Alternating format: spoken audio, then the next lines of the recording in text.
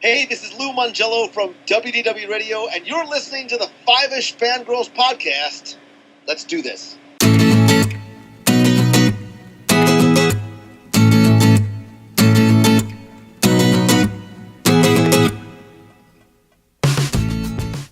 The tangents this week continue all the way to episode 231 of the Five-ish Fangirls podcast. Oi, 10,000 years would give you such a crick in the neck.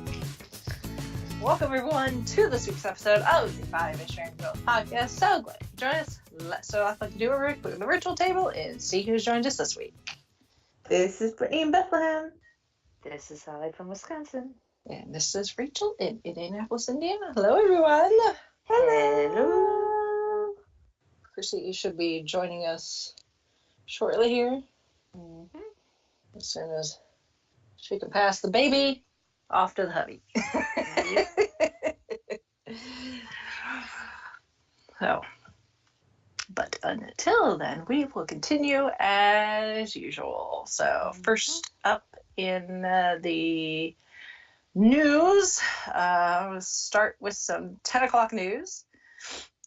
Fortunately, Paul Darrow, who is probably best known for his role on Blake 7, has passed away at the age of 78. I haven't actually watched Blake 7, but he was also he's also been in a couple episodes of Doctor Who, Doctor the Silurians, and Time Lash. So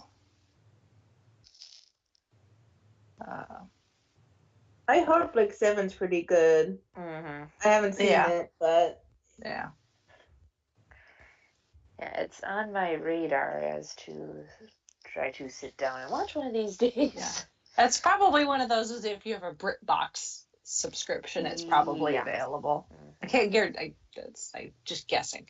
I think I've also seen like because it was only on for 4 seasons, so it wasn't on for very long. I think I've seen it for sale at Who North America, because they do carry small quantities of non-Doctor Who related stuff, like Red Dwarf and some others. So. And I think those Big Finish stories, I want to say. That might be. Oh. Could you mention it? It was created by Terry Nation, who also created the dialect. The dialect. Yes. I can talk. Yeah. The Daleks.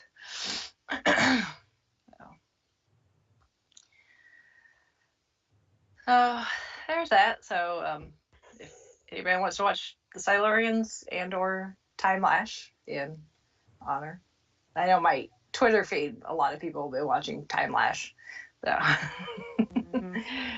which I know not a very popular episode, but there you go. And then some convention news, as I mentioned last week. Now it's PopCon week. PopCon is later this week as we're recording this. Oh my goodness, I can't believe it's here. I'm not ready, and yet I'm so ready all at the same time. So the PopCon Geek Week events have started. Oh, excuse me. There was Food Truck Friday last Friday downtown. There should be food trucks again this Friday, just because in the summer, I believe for the most part, every Friday on Georgia Street, they have food trucks just in general for people who work downtown. So if PopCon starts at like noon 1 on Friday, so if we want to come in a little early, get something to eat that's not convention center food, there you go. I'll see if I can find a link. I think there's an official like Facebook page or something for just food truck events downtown Indianapolis. If I can find it, I'll put the link for it in the show notes. So there's that. And then Saturday morning was the superhero run, which I did. I didn't run. I walked. I did the 1 mile family walk. I did speed up to a quick trot at one point because I was going downhill. But for the most part, I just walked. It's like tree beard. I was like walking this way. It feels like I'm going downhill. In this case, I was. So that was fun. We had beautiful weather. We could not have asked for better weather. It was sunshine and blue skies, and by the time we were finished, it was quite warm, but first thing in the morning, it wasn't too bad, which is good. That sounds like the one I had today. Yeah. So there was lots of people dressed up in their superhero gear, some people in full costumes, some people just wearing geeky shirts or socks, which is what I did. I had a Avengers shirt, my shield hat. But it was a good way, I guess, to kick off the nice weather weekend, get some blood pumping, a little exercise. I got to see Carl from PopCon and KJ. So that was fun. It was for a good cause. So otherwise, I would not get up that early to go walk a mile first thing on a Saturday morning if it wasn't for a good cause. So, and hopefully next year I can do the actual 5K. This year, car accident, still recovering. 5K, not gonna happen. So hopefully next year, nothing will happen so that I can do the 5K. Knock on wood.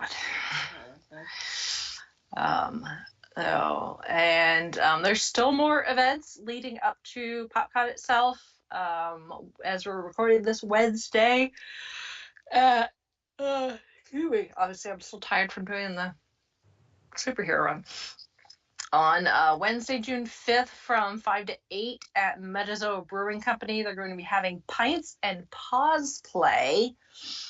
Mezzo Brewing Company is obviously it's a beer brewing company. They create their own beer and brew it in there, but you can also go in and just buy a pint if you want. But they're pet friendly. Cool. So you can bring your dog or cat or parakeet, I guess, if that's the way you roll. You can bring your pet to their facility, not just for this event, but anytime. They're completely pet friendly, but in this case, it's specific. So KJ, along with Pet Pals TV and PopCon, are going to be having a pet costume contest. So cool. If your dog or cat likes to dress up or tolerates being put into outfits. I was going to say shreds in 5 seconds flat. Yeah. They could keep it on long enough to get judged. Yeah. They could potentially win because they'll be having prizes for both top dog and finest feline. So there is that. And then Thursday at Good Games Indy, they're going to be having PopCon Trivia Night. So registration for that starts at 5:30. Trivia begins at 6:45. It's going to be like pop culture trivia categories. So there are going to be door prizes and prizes for the top 3 teams. And everybody who participates gets 10% off their next purchase at Good Games Indy. So there's that. And then badge pickup for PopCon. If you've pre-purchased your badge, there's badge pickup Thursday night at the Convention Center from 6 to 8.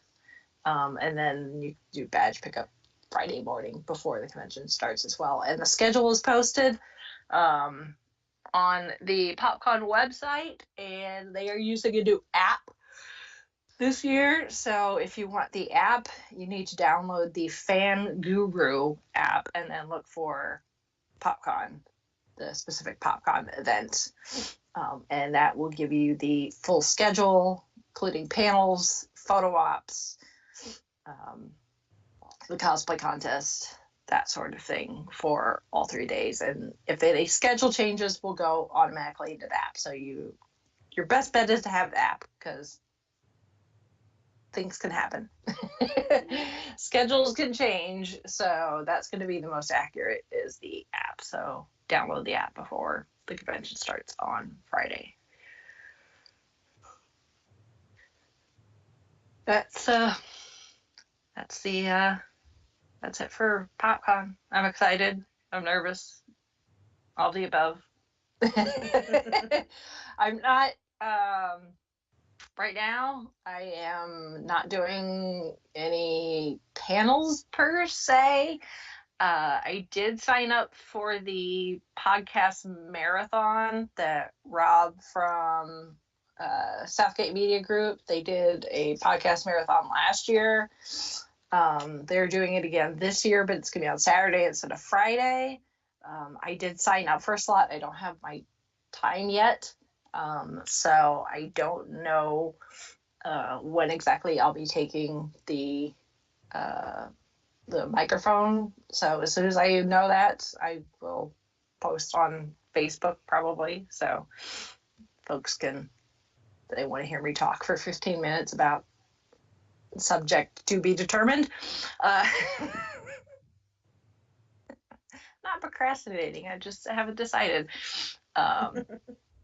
There's that, and then there's supposed to be the PopCon Podcast Awards. They're supposed to be Friday evening, but they have not announced anything as far as schedule for that yet. So if you want to come to that and see if we win anything, or any of our friends win anything, see if Cult Cinema Cavalcade can pull it through again for another year, or maybe the guys from Spark of Madness, they may have entered this year. I'm not sure. I know they entered last year. I don't know if they entered this year. Or maybe one of our other friends will win something. So the schedule's still in flux for some things. But for the most part, like photo ops and big panels, like celebrity panels, are locked down for now in the app. So, when all else fails, check the app. And then the poll is up for the book club. Yes, our choices for July's book are Molten Heart, the City of Death Target novelization, Fear the Dark, which is a 5th Doctor adventure, and then Ghosts of India, which is a 10th Doctor and Dana. And June's book, just to let you guys know in case you forgot, it is Blue Box, and it is a 6th Doctor and Perry adventure. So it's a grin widely. What? It's a grin widely. Yep. Speaking of the 6th Doctor, this is unofficial news, but since he did mention it at a convention over the weekend, Colin Baker has confirmed that he has recorded commentary and other stuff for the 6th Doctor Blu-ray. Nice. Nice. So it is coming eventually. Which we knew it was going to eventually, but they're actively working on it, I should say. It's not just we're in planning. He's actually plunked down and laid material out. Yeah. So all the more incentive for Rachel to get a Blu-ray player. And a better TV. Otherwise, the Blu-ray ain't gonna look like Blu-ray on the TV, I bet.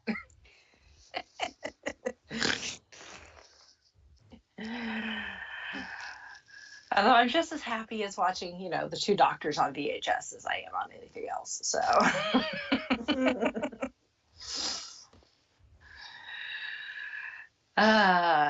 So we'll keep our eyes peeled for whatever they decide to do as far as a teaser / commercial like they've done for the other Blu-ray releases. Yes. They love to tease so well. Yes. All right. moving on to feedback. Just a little bit of feedback from Shalane, just kind of pointing out something interesting that she noticed when she was watching the final season of Parks and Recreation, which is set in 2017, and apparently they mention that year is the final season of Game of Thrones. Cool. Obviously, that was not the case, although, maybe that was the case in the Parks and Rec universe. Different universe, different timeline, maybe. I don't know. But she compared it to Back to the Future Part 2 when we were supposed to get Jaws 4, but instead we got Star Wars 7. Like, yeah, they try to predict the future, and sometimes they're wrong. Which is why predicting the future is not something that most people can do. So the Simpsons writers have been uncannily accurate for some things. Yeah, No. they're their own special thing. I don't know. Yeah. I don't know what the Simpsons are doing. I don't want to ask. No. I just kind of clicked and read the article and like, oh, that's nice. Don't want to know. Yeah. I didn't want to know what deal you made with whoever, but nope. Ignorance bliss. Yes. But as far as other TV universes, in their universe, they may be right. Mm-hmm. Just compared to our universe, they're not. Yeah. But it is kind of interesting when they reference pop culture things and try to take a stab at something and don't get it right. Sometimes they get it right, and you're like, good for you. Mm-hmm.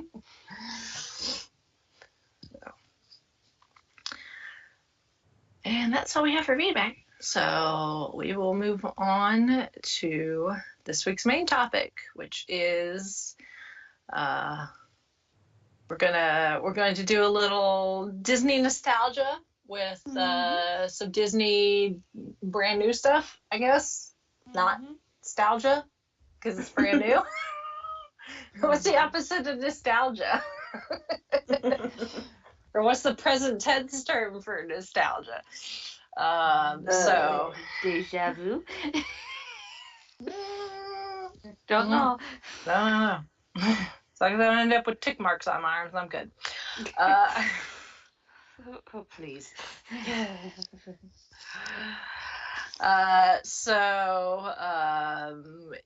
Just recently, Disney released their most recent live action remake, adaptation, whatever you want to call it, film, where they've taken a movie that was previously done as an animated feature and made it with people. In this case, Aladdin. Yes. So this is their second time dipping their toe in the Disney Renaissance era, because Beauty and the Beast. They did Jungle. They did Cinderella. They did. Which that's not the Disney Renaissance. So. Yeah, oh, true. Those sorry. Those are classic. Yeah. Yeah. I think so. Yeah. And then Maleficent's kind of its own thing. I got the trailer for the sequel, and this is like, oh boy. Yeah. I kind of forgot that we're making the second. Things are gonna get real. It's hit the fan. Yeah. So anyway, Disney taking the cash cow and squeezing it for all it's worth. So I have seen the live action. Same here. Remake. First impressions, it's as sad as this is, because that's where the bar is set, but it's not terrible. No, I enjoyed it. I did too. It's done fairly well. It knocked Avengers Endgame out of the top slot in the box office opening weekend, I believe. Yeah. Although Endgame has made $1 billion, so it's not like they're hurting for money. No, but still. Yeah, it's all going to Disney anyway. Somewhere, Bob Iger is just, going, thank you. Let me kick my feet up and relax, yeah. Yeah, he's like Scrooge McDuck diving into his pile of money. So it's like, oh, our Disney Marvel film got beat by our Disney live action movie. It's still all Disney. So at the end of the day, Bob Iger still gets a really big fat paycheck. Yep.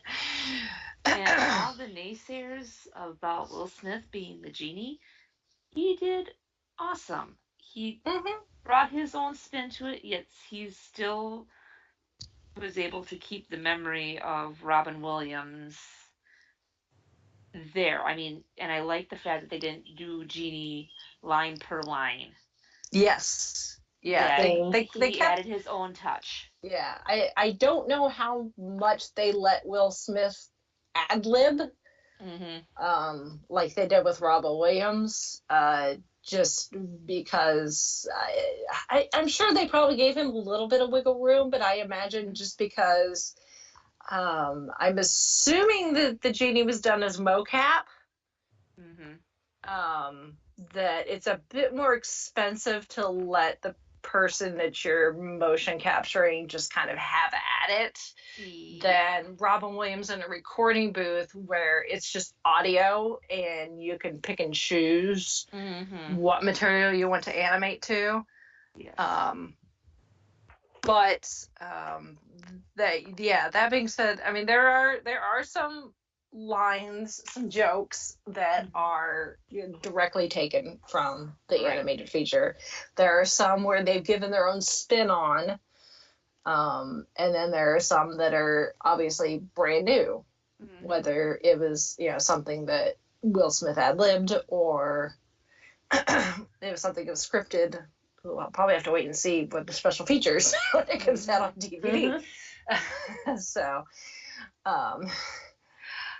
but yeah, that being said, yeah, Will Smith did fairly well considering that's a role that anybody, regardless of how confident they are in their acting abilities, how confident other people are in their acting abilities, that's even Will Smith said, it's like, yeah, technically the genie doesn't wear shoes, but the proverbial shoes, that's some pretty big ones to try to fill. that's a big shadow that's been cast onto that role, and that's a big person to follow up is Robin Williams. So I think Will Smith did as well as he could, all things considering, because of the expectations with that particular part.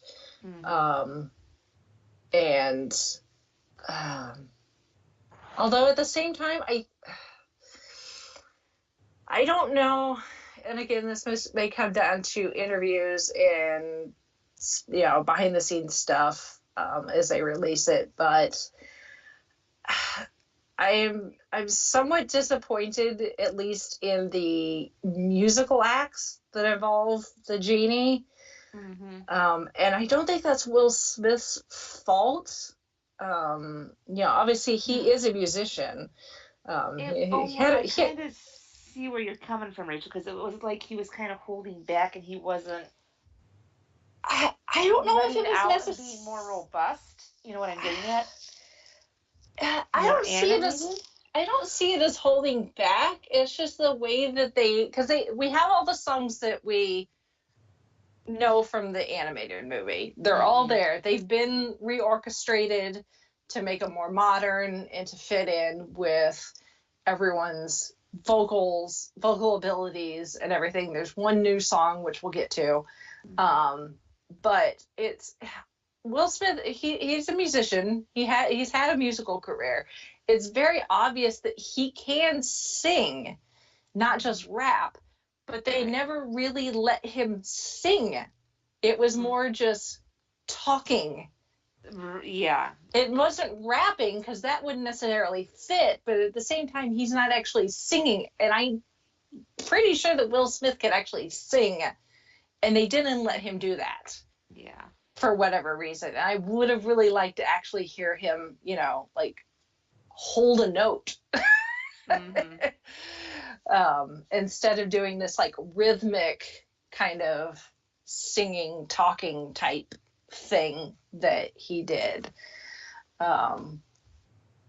Because it's just, I mean, these songs are so iconic, and I hate to sound like I'm comparing the two, because it's not fair to compare the animated to this version, because they tried to give this version its own feel and look, and you know, they did things with the plot. They, you know, developed the plot way more, because you know, they go from a 90-minute animated feature to a 2-hour you know, live action feature movie, so they have to flesh out the plot a bit more. So we get way more character background for both the genie and Jasmine and the Sultan and Jafar and Aladdin, and so that helps us with the character development. And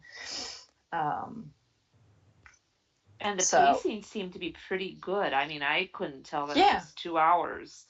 Yeah.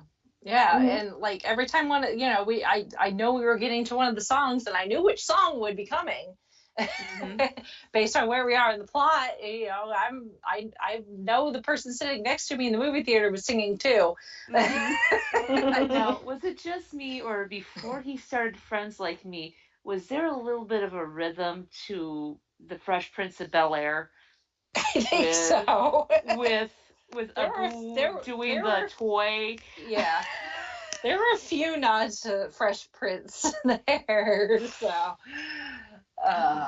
which was fun. He's like, "Oh, you want to make you the prince?" Yeah. Oh, like, dude, where's my hat? Yeah. Well, I'm surprised he didn't, you know, try to give a nod to the purple one. Yeah. You know, Minnesota's prince. Yeah. There too. Yeah, well, and apparently in the Friend Like Me sequence, at one point, Carpet is doing like the Carlton dance. So. Oh, I missed that. We'll see it again. Yeah. So, yeah, there's all sorts of fun Easter eggs, which that's something Disney does quite a bit. They do things like hidden Mickeys in the movies, not just in the parks. But there's nice nods. I'm sure there's at least one hidden Mickey. I don't remember where it is. I didn't catch it, but I saw somebody mention it on Facebook. There's a bit more obvious. There's a map. There's some maps involved at one point, and one map looks suspiciously like the map of Disneyland. Yeah. With some certain lands labeled on said map. Yeah. Fantasyland and big ones. It's like, nice, Genie, I see what you did there. Yeah. So it's like Disney can get meta. When the need arises. But let's backtrack a little here, and let's talk about the 92 animated film. I was 9 years old when this was released. I don't think I saw it in the theaters. We did not go to the movie theater much when I was a kid. But I know I definitely owned this on VHS in the white plastic clamshell case. Yes. So did I. I might still Dead Sea Tupperware. Still good. Yeah. I'm not sure where we're storing them now, but I think I might still have it, actually.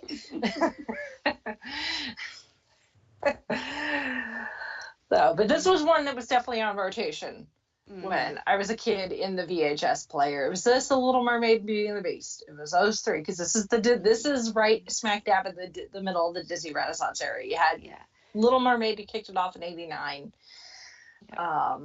And then Beauty and the Beast. You had Beauty and the Beast, and then Aladdin, and those three kind of like kickstarted Disney back into because before that, Disney, as far as being a animation movie house, was not doing so good.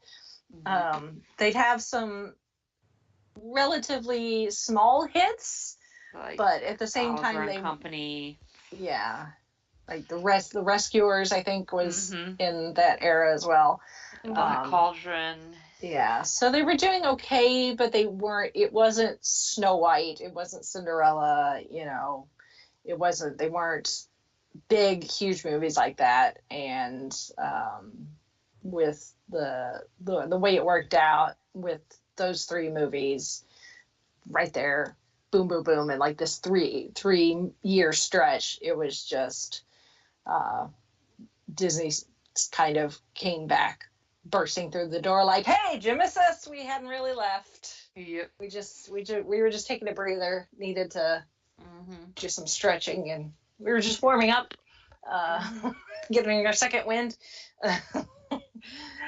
And kind of since then, they've been back in, releasing these animated movies that make a crap ton of money, and you immediately see if there's a princess involved, you see little girls running around in said princess's outfits in the parks and winning awards, winning Oscars again.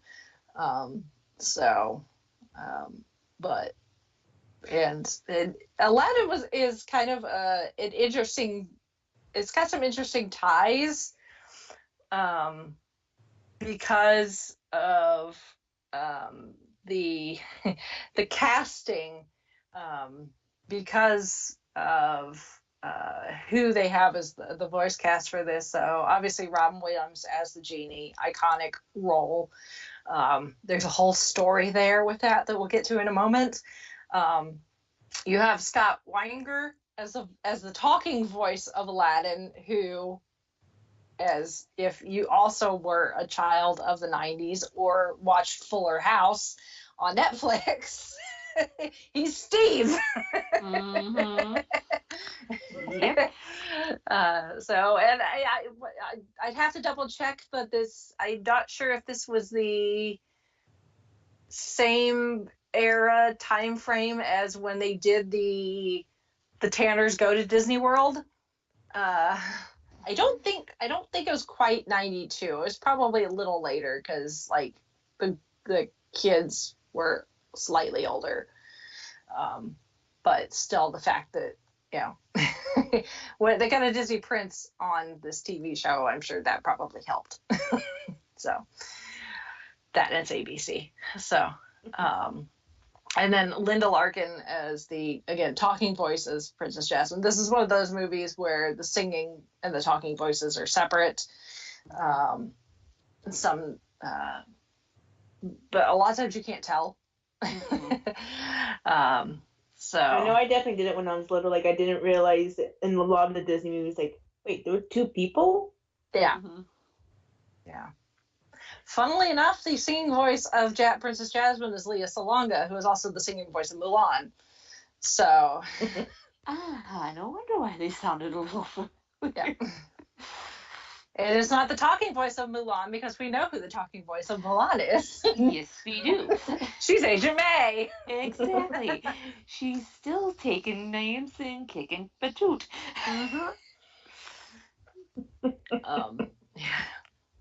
And then Gilbert Godfrey as a voice of Iago, who the other famous bird that Gilbert Godfrey has been the voice of throughout his career. That's not my joke. I read that somewhere. Affleck. Yeah. For those that don't understand that reference. Yeah. He was the Affleck duck for a while. I got it. I got that reference. Yeah, which Gilbert Godfrey was actually the voice of Iago in, obviously, Aladdin. And the direct, I think some of the direct video, I think he might have. Yeah. And then there was a TV series at one point. There's video games. But for a while there, Iago, they had rethemed the Enchanted Tiki Room at Walt Disney World. which is one of those, like the original version was one of those Walt Disney designed attractions where he originally wanted it to be a restaurant where people sat around eating like a tropical type Polynesian type meal with birds like singing and chirping, and then he realized that could potentially be very messy with live birds. So then it was going to be animatronic birds, and then they realized that the whole dinner thing maybe not worked so much as far as getting people in and out. So they changed it to just a show with animatronic birds. And they've got all these different types of birds and tropical plants and tikis, and they sing all these like the Hawaiian and like Polynesian type songs and blah, blah, blah, blah. But at some point, Disney, the folks involved in the parks wanted to make it more modern, I guess. So it became the Enchanted Tiki Room under new management and brought in Iago as part of the story. And it's Gilbert Gottfried coming back to do the voice of Iago.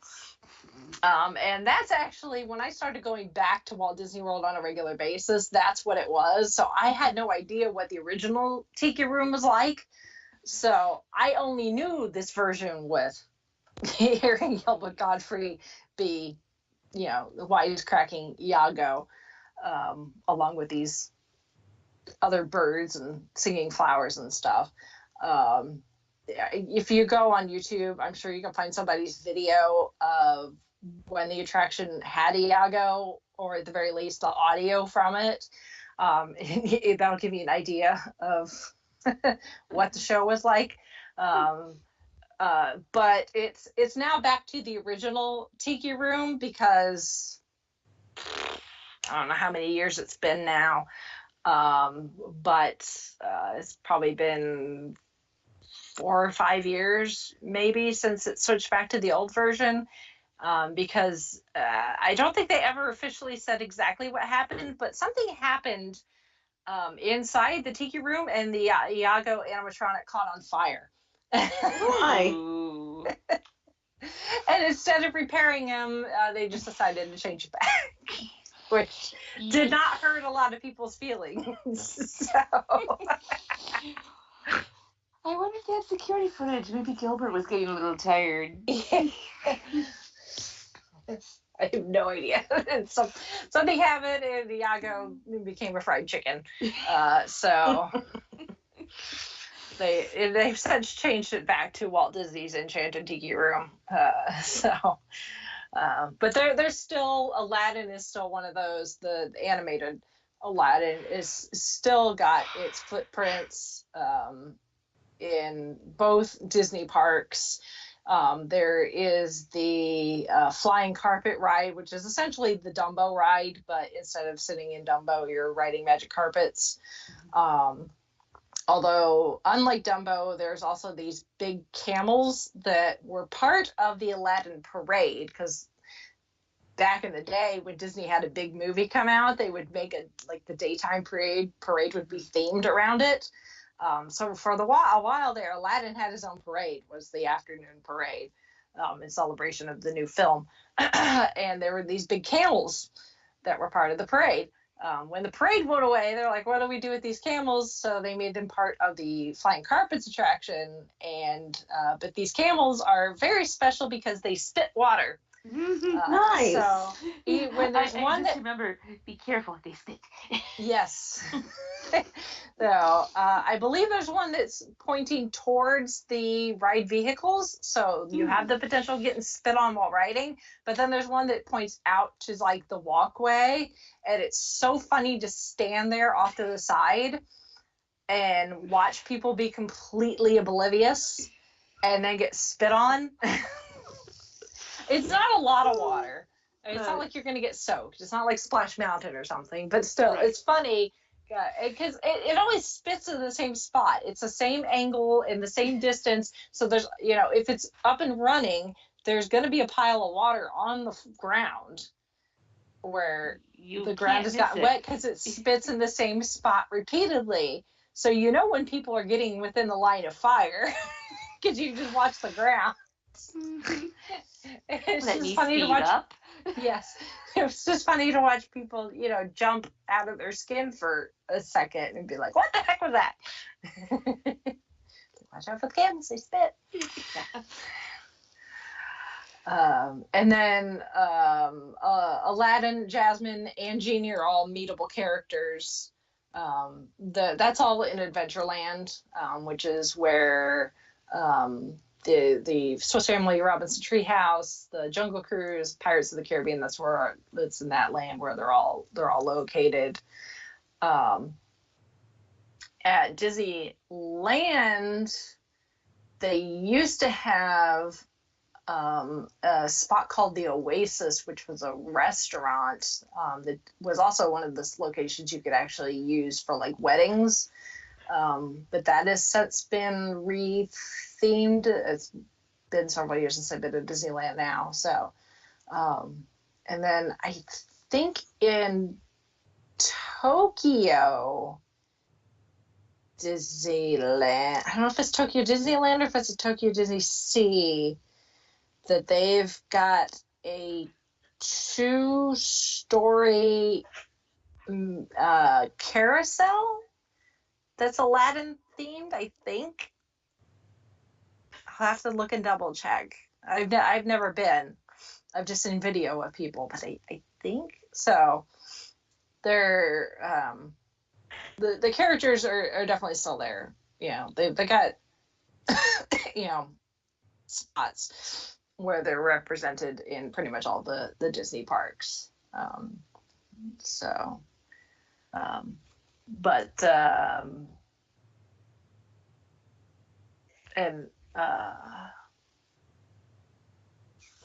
then Jafar, you see him every now and then. He's in the mixed in with the rest of the villains during the Halloween parade, and whenever they do the anything really with the villains, Jafar is usually one that's included. So.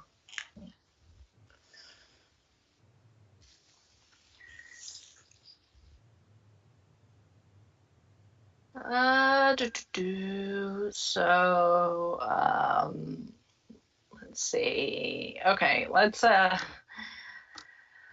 speaking of the characters, I'll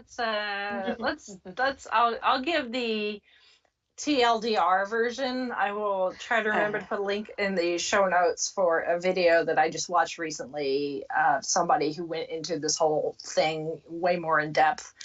But Robin Williams as the genie. Most people know all of the, I guess, good, quote unquote, good things about how he improvised pretty much everything for the genie. Yes, that is him doing the voice of the street merchant at the beginning of the movie. And it's been post film canon confirmed that the merchant is actually the genie in disguise. Cool. And that whole bit, the opening bit, was unscripted as well. They just took Robin into the sound booth with a table with random objects on it that they had covered so he wouldn't know what they were. And they asked him to just kind of grab underneath the sheet something at random and describe it. And that's how they got what we hear in the opening of the film. Apparently most of it was not family friendly. I kind of want to hear. Not surprising. Yeah. Well, considering to get Robin Williams to agree to do the genie in the first place, they took some of his recorded stand-up material and animated the genie to it to show their idea of like the type of humor and everything. But Robin Williams, if you've never heard Robin Williams do stand-up, you can find his stuff out. It's out there on the internet, on YouTube. But as much as those of us from the 90s, fondly remember Robin Williams, as the genie and Peter Pan and Hook and all these other amazing movies, his stand-up was not family friendly. No. I remember the first time I found one, and like so used to like Aladdin, so used to Hook, so used to Mrs. Doubtfire, all of that, and like the first time like what that can't be right. That's not the same. Yeah. I was so shocked. Yeah. I mean, Good Morning Vietnam, that's him, his comedy routine a little more censored, but there was some line pushing. Yeah. His stand up was not for kids. They're like, no, it's the voice of the genie. It's like, no. Yeah. So a lot of the stand up comedians actually from like kind of that era, like the 80s, like the 70s and 80s going into the early 90s, their stand up is not very PG. And if you have childhood memories of some of these folks from other things besides stand up, you should be aware that if you watch any of their stand up routines, that your fond childhood memories might get a little tainted. So Yes. Robin Williams is like that. Bob Saget actually is. I was gonna say Bob Saget. I remember like yeah. I heard like stand up, and I was like, I think he's even relabeled it Danny Tanner After Dark. Yeah. Yeah. So yeah, maybe eventually one of these days we'll get some of that, less than censored Robin Williams improv material from recording, as the genie, but probably not, just because Disney's got an image to maintain. Yes. So they would never release it. So somebody would have to get their hands on it in a more nefarious action, I think. So yeah, but a lot of that was improvised, and then they just picked the best stuff and animated around it to make it work. The thing is when Robin Williams agreed to provide the voice of the genie, he agreed to do it at union scale, the pay grade, which is the lowest pay grade a studio can give an actor. But that was on the agreement that his voice as the genie was not used for merchandising, and that the genie not take up more than 25% of the space on any advertising, like posters, billboards, trailers, that sort of thing. All you gotta do is look at McDonald's, Burger King, whatever in 1992/93, you'll realize that was not the case. yeah. There were a lot of Aladdin toys. Yep. And a whole lot of genie. The genie. So, Robin was not happy about that.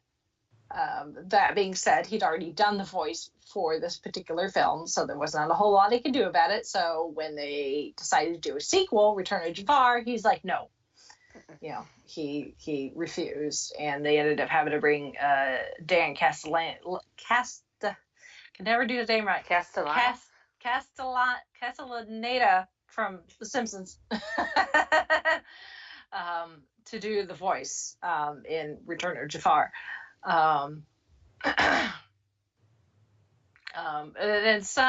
then during that time, Michael Eisner, who was CEO of Walt Disney at the time, tried to apologize to Robin by giving him an original Pablo Picasso painting.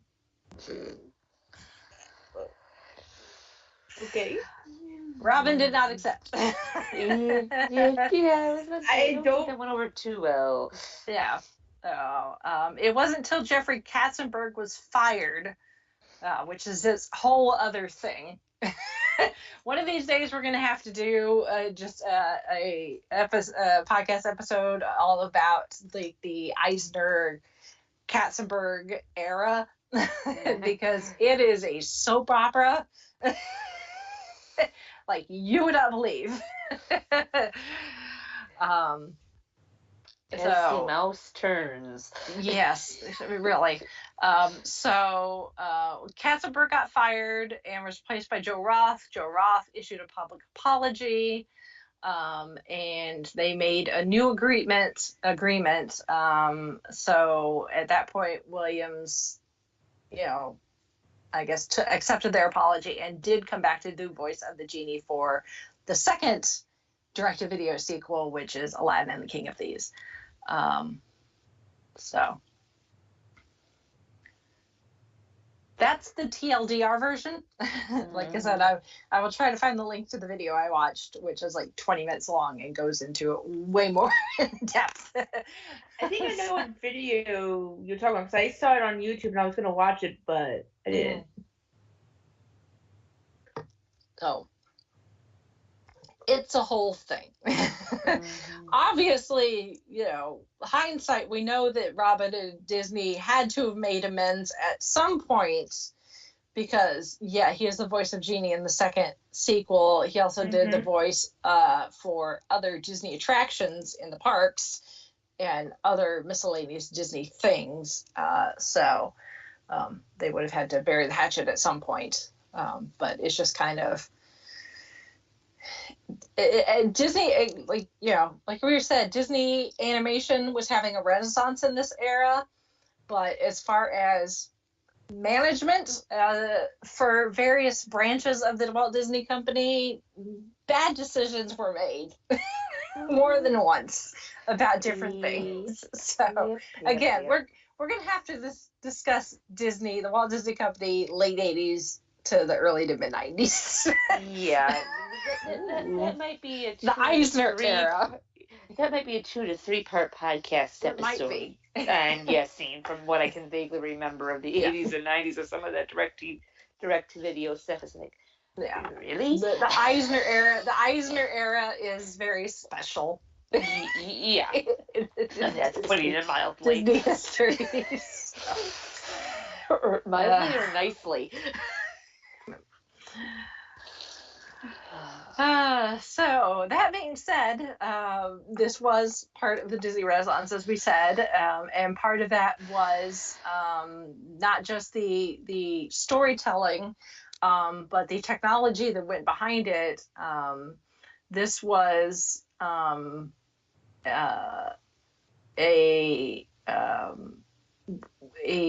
Disney film that allowed animators to take traditionally hand-drawn animated characters, drawn on cells and by hand and painted and all that, but they're able to be inserted into 3D CGI environments. So it was done.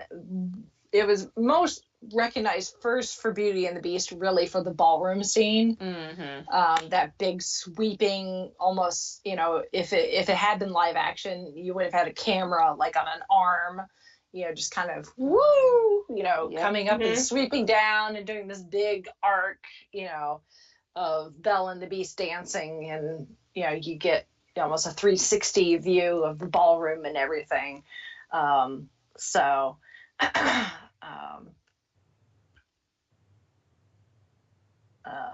But they were starting to do CGI blended with hand-drawn animation in this era, and then was able to get into it into the late 90s with like Tarzan and some others, where it was really able to get way more seamless with longer shots and stuff like that. So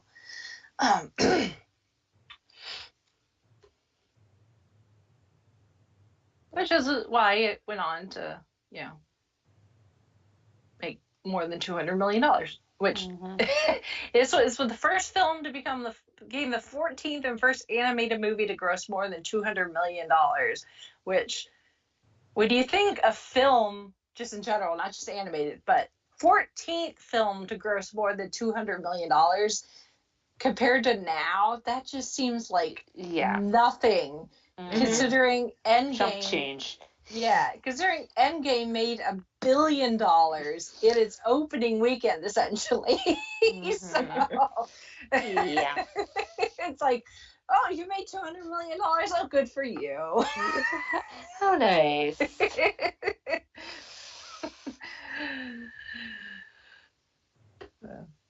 No, at the time that's a lot of money. So,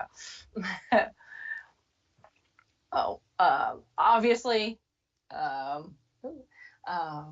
that cemented itself in Disney history. So here we are, all these years later, almost 30 years later, and Disney decides, hey, we're going to start doing live action remakes of things, and we now have this version, which has not gone without its own controversy. Yeah. Between some of it is just some of it was never really substantiated, though. People would get ticked off about rumors, but or some things that never got substantiated. So we don't really know if people were getting upset about something legitimate or not. But obviously, when it came to casting, besides the genie, it is a more geographically accurate looking cast, I guess. So they got that going for us, because there was supposedly they were looking at like white actors for some of these front roles, and people threw a hissy fit, but I think it all worked out in the end. Guy Ritchie directing this is kind of an interesting choice. Yeah, and I was surprised. It has a Sherlock feel to it in some spots. I don't know. This is the only other Guy Ritchie movie I've seen besides the Sherlock movies with Robert Downey Jr. So I don't know if this is a staple of Guy Ritchie movies where he does like an act. It's like there's something happening action wise, and then you get the spot where like it focuses on like a single person and it slows down, and then it speeds back up again. I'm thinking so. I can vaguely remember catching bits and pieces of Lock, Stock, and Two Smoking Barrels, and I think it might have been a little bit the same. Okay. Because like that's a very like specific choice as far as filming and editing to do shots like that, and there's more than one in this movie, and there's several in the Sherlock Holmes movies too. So I was just wondering if kind of that was the Guy Ritchie thing, kind of like J.J. Abrams has the lens flares, and what's his face just likes to blow crap up. Michael Bay. Yes, Michael Bay. He just likes to blow crap up. So I was like, Transformers, blow crap up. That guy. Yeah. So I kind of wondered. Other than Will Smith, the only other person I actually know as far as the cast is Naomi Scott, and that's only because she was in the Power Rangers. Yeah. reboot. She plays Kimberly. She's good. She's got an amazing set of pipes on her. If for every note that Will Smith does not sing, she sings like 20. Yeah. She is amazing, and I'm glad that they gave Jasmine her own song. Yes. So that the only time it's A Whole New World is not the only time that we get to hear her sing. So yeah, we get this new song called Speechless, and we get to hear a little bit of it towards the beginning of the film, and then she gets like the full on like, I don't want to say diva moment because she's not acting like a diva, but she gets her moment to belt it out, and whew. Yeah. Yep. She's good. Yes, she is. She is like, really good. Jafar, if that music didn't have magic behind it, if it did, you were in for a world of hurt. Yeah. Like, you would not need those wishes. To take care of you. You would just be dead.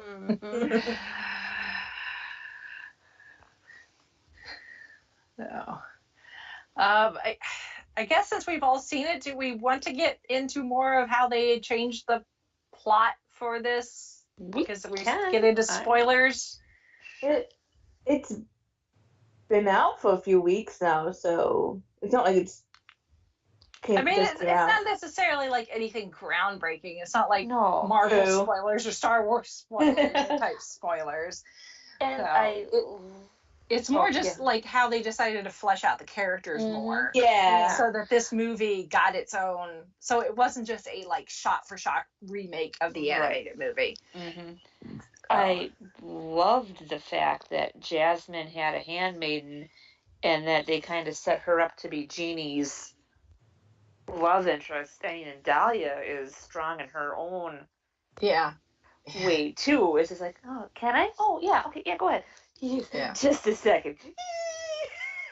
Well, I kind of figured. I don't know if they were trying to. Maybe for the little kids that maybe don't necessarily pay that much attention to the devil in the details. Mm-hmm. But I'd figured it out because they know we get the very beginning instead of the merchant, we get Will Smith on the boat with his kids, and we never see the wife's face. But as soon as we get like into the characters and he sees Dahlia for the first time, I'm like, oh yeah, that's who that is. I figured that we're going. But I'm not a 7-year-old either, so It's like, let me enjoy this ride and try to figure out who Mama is. Aladdin and Genie, How I Met Your Mother. Yeah, pretty much. Yeah. So, but the fact that they took it so that when Aladdin sets Genie free with his last wish, that instead of the genie just being free and still being a genie, he becomes human. Right. And I like that change and gets to settle down and marry and have kids and have a life to make his own choices. So hopefully they still got to go to Disney World.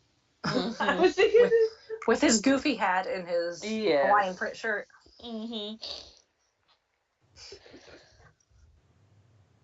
So that was interesting, and I think that's I think that gives the genie a bit more humanity, which is nice. Obviously, that kind of makes it harder for them to do Return of Jafar, because now we don't have an actual genie.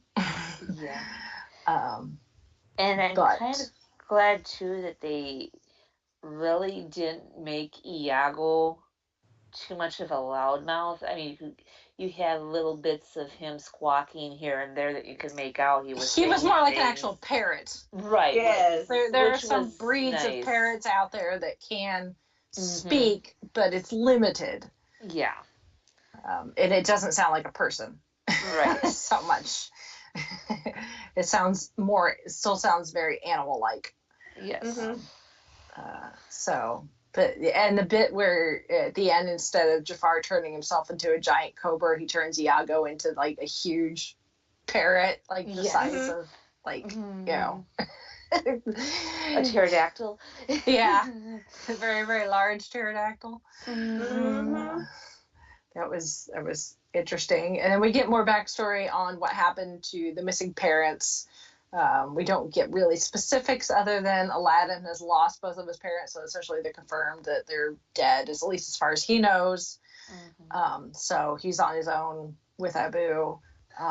We get confirmation that Jasmine's mother is dead, and it's not said outright, but you can kind of infer that it was not an accident. She was killed. Yeah, and I would put money down that Jafar was the one involved. Exactly. You were reading my mind, Rachel, and just like, I can kind of see the writing on that wall. They aren't telegraphing it, but this we can read between the lines. Yeah, because there's this whole like Jafar at one point. He was also a thief. out on the street like Aladdin was. So he's got very similar pickpocketing abilities that Aladdin does, which Aladdin, very good pickpocket. He would make a good addition to Danny Ocean's team in the Ocean's movies. They need a pickpocket. Excuse me. But at some point, Jafar ended up in prison in the country where Jasmine's mother was originally from. And at some point, he got out of prison, but holds resentment to that country. And we could probably figure out how, how that would play out to his possibly being involved in the Queen's demise. Yep.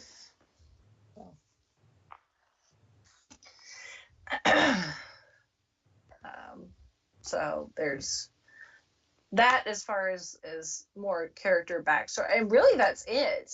I mean, and that, and we get some more, the music. We get more than one reprise of the One Jump song. Like, because after Aladdin, escapes from being chased, we get the kind of the reprise of One Jump where he's like, it's like, if they take a look at me, they'd see that there's more than just a street rat. And then when he is, he takes off because he can't face Jasmine and the fact that he's not actually Prince, we get some more lyrics that have obviously been done for this. There are some changes to the lyrics. The Arabian Nights, the opening is a lot longer. Yep. So that we can get, the nice sweeping visuals of Agrabah and stuff. And they've changed some of the lyrics for that as well, which the lyrics that I don't say needed change, but people complained about have been changed since the movie was actually released on home release. Oh yeah, because I've got the original CD floating around somewhere with the lines, "They'll cut off your face." Yeah, they'll cut off your nose if they don't like your face. Yes. Yeah. They changed that when it came out on home release, so so that wasn't that big of a like, oh, those lyrics have changed. Then they changed a few of the lyrics in the Prince Ali number as well. Actually, to make it more accurate, because it's not Sunday Salam, it's actually Friday. Friday is actually the holy day, or whatever the proper terminology is for the Islamic observances. So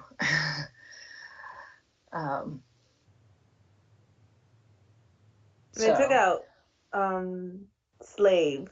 Yes, so took out the fact that he's got slaves. For some reason, that one, like, when I watched it, that stuck out to me. I don't know why. I was like, it seemed odd to me. Why they took it out, but like why it stuck to me. Like, wait a second, that's not exactly. I don't know. I kept on to the real things, I guess. Or not real. That's not what I'm trying to say. Yeah. But. Well, it's just, we've had the lyrics from '92 stuck in our head since '92, so. True. To go and see it, go sit in the theater now, and it's like I said, I know when a song is coming up, and I know the lyrics from over 20 years ago. Yep. And I'd be singing along, not very loudly, but I was still singing along in the movie theater, and then we get to a lyric change, and I'm like, oh, okay. That's a thing. So. But again, change the lyrics because they also have to change the orchestration, stretch things out to add another 30 minutes essentially to the film. So to make it 2 hours instead of an hour and a half. So. But yeah, overall, it's pretty good. I'm gonna admit, I'm kind of sad. It was a small part in the original, but I was a little sad that we didn't get the Prince Ali reprise from Jafar, 'cause I always did like that little villain song that he had. But this Jafar didn't seem like the singing type, so I guess it works too at the same time. I don't know. Yeah. I missed it, that's all. Yeah. No, this Jafar is not the singing type. Apparently, he is hot Jafar. Yeah. I saw that all, like, people like, how is it? We got hot Dumbledore, and now we've got hot Jafar, apparently. Mm-hmm.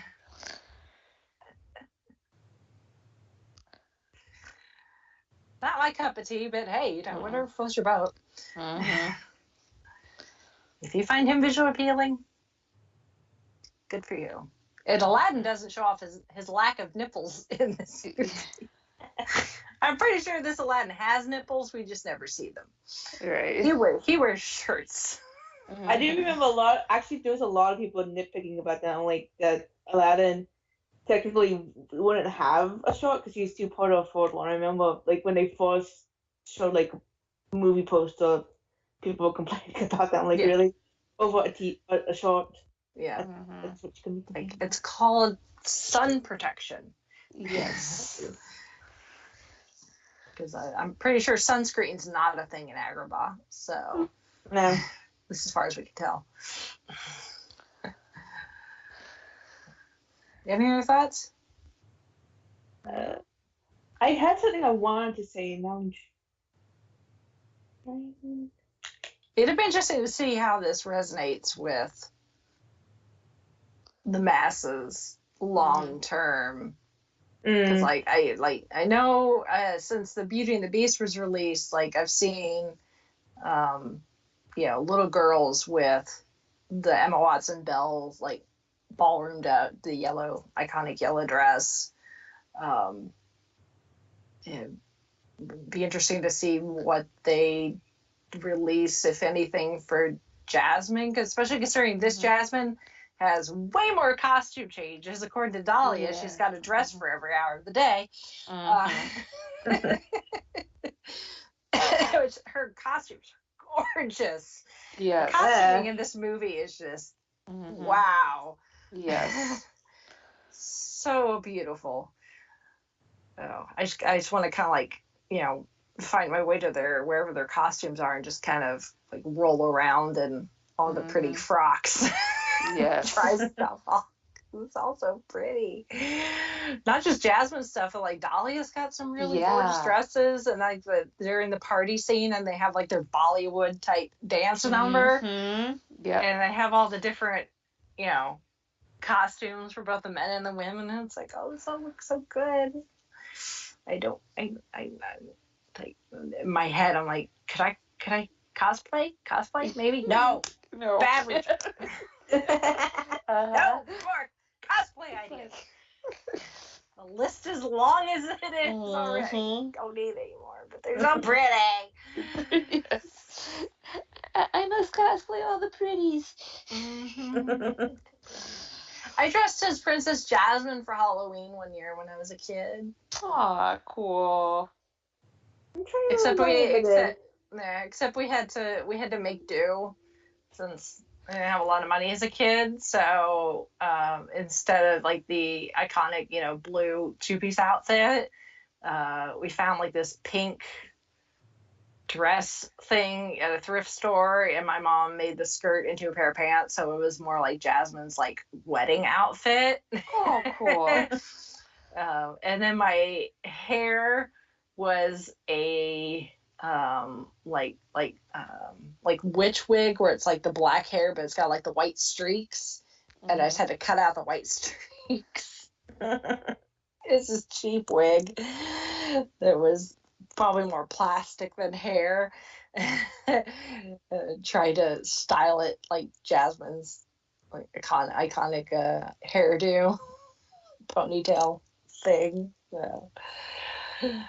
I'm pretty sure that was the year that it snowed on Halloween, so then my mom did all that work to make the costume, and then I had to wear a heavy winter coat while going trick-or-treating because it was so cold.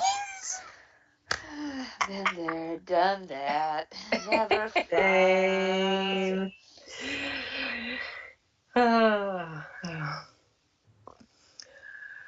So it's permeated my life a little bit. Yeah, since '92. I don't think I ever was up for Halloween, but I did have an Aladdin pajamas before on it, if that counts. Hey, that counts. Yep. Merchandising. Yes. And I remember having the book. Actually, I had a couple of books, but I remember the two specific ones. One with the cassette player, and also the one with the when you push the button, it made sound effects on the side. Oh yeah. Yeah, I remember those types of books. I can remember the Super Nintendo video game and trying to fly. Oh yeah, the carpet. The carpet. I never owned it, with- but I knew people who. I think I was friends with somebody who did. I had it for Sega. I can remember moving with my remote. Yes, because that does something. Right, yeah, exactly. It's like, oh, yeah. Come on, carpet, kick it into gear. Yeah, really. Uh-huh. My poor thumbs by the end of that level.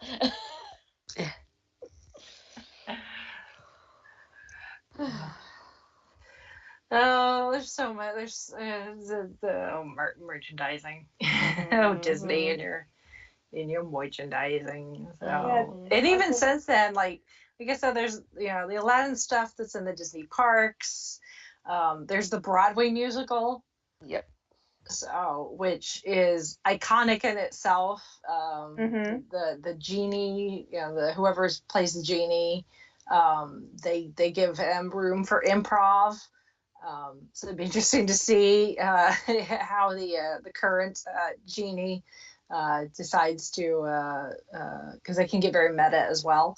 If the genie decides to incorporate anything or mention anything from the live action movie. I have not seen the Broadway version. They had a truncated version at Disneyland. It was like 45 minutes. I got to see that when we went to Disneyland several years ago. It is now frozen because, of course, it's now been replaced by Anna and Elsa. But we did get to see it before it closed when we went to Disneyland last. And it's the same as the Broadway version. It's just truncated. So like the musical song dance numbers are shortened. So you get more of just the iconic songs as opposed to some of the songs that have been added to the Broadway version to stretch it out to 2 hours. So I haven't seen the Broadway version, but I have the original Broadway recordings. So if you go on YouTube and just do Aladdin Broadway, and you can find all sorts of videos that people put up of just like the genie, like ad-libbing jokes, like commentary on what's going on, like pop culture wise at the time. So so that should be that's always entertaining. One of my favorite things, a recent one, they've had like the five genies. They had the original one, the current one, and like the touring ones, all together. And because as the anniversary of the Broadway version or something, they had like the five guys that have played the genie come together. It was quite fun. So Aladdin's not going anywhere. Even if this had flopped, just the franchise, kind of the franchise and the animated version in its influence, it's not going anywhere. So, I mean, we had Aladdin, Jasmine, and Jafar in Once Upon a Time when it was on. They didn't really do a whole lot with it. Which was sad because I liked them. They were good in the show, but they weren't really. Yeah. Oh well. 'Tis fun. Oh, childhood nostalgia. Yes. Yep. Well, if any of our listeners have fond memories of dressing up as Aladdin or Jasmine or even Jafar, I don't know, whatever floats your boat, or you've seen Aladdin on Broadway or one of the touring shows, or you've just got fond childhood memories of Aladdin, Disney's Aladdin from the 90s, and want to share them with us, you can do that by sending us feedback. Easiest way to do that is go to our website, which is the5ishfangirls.com. From there, you can send us email or connect on any of our other social media platforms, Facebook, Twitter, Instagram. You definitely want to make sure that you are connected and following our Instagram and Twitter for PopCon this coming weekend. So I will be sharing all sorts of things throughout the 3 days of the convention. So there is that.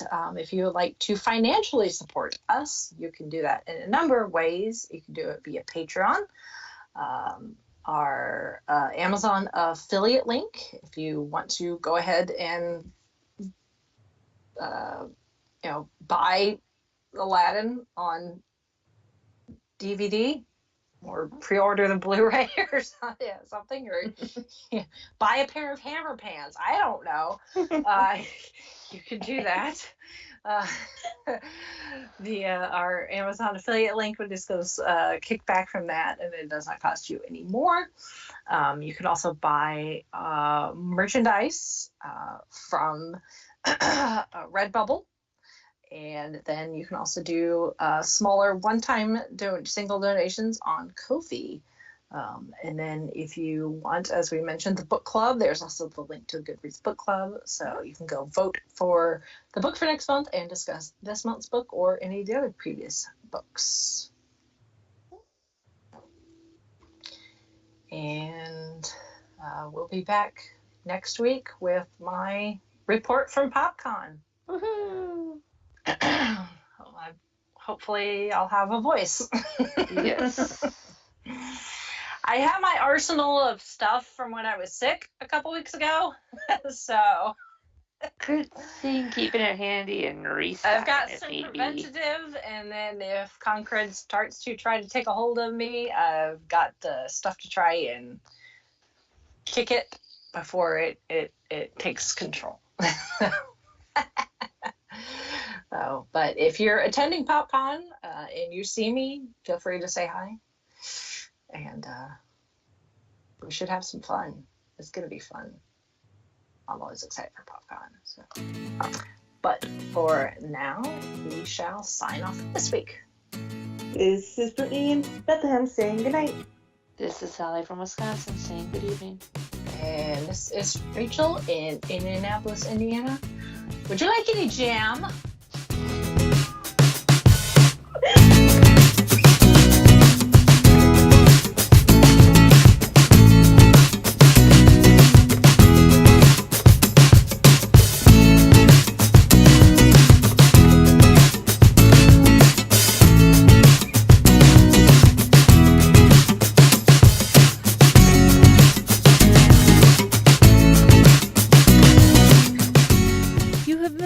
To the Five-ish Fangirls podcast. You can find more episodes and information at thefivishfangirls.com. Any and all books, movies, games, and any other forms of media mentioned are owned and operated by the respective copyright holders. No copyright infringement is intended or implied. If you wish to support the show, the easiest way is to leave us a rating and review on iTunes. More ratings and reviews will make it easier for others to find the show. If you wish to support us monetarily, you can do so at patreon.com/5ishfangirlspodcast. All money goes towards fees and equipment to keep the show going. For official Five-ish Fangirls merchandise, visit redbubble.com/people/5ishfangirls. We love hearing from our listeners and encourage feedback. You can email us at fiveishfangirls@gmail.com. You can also like and follow us on Facebook at facebook.com/5ishfangirls. Thank you so much for listening, and may the squee be with you.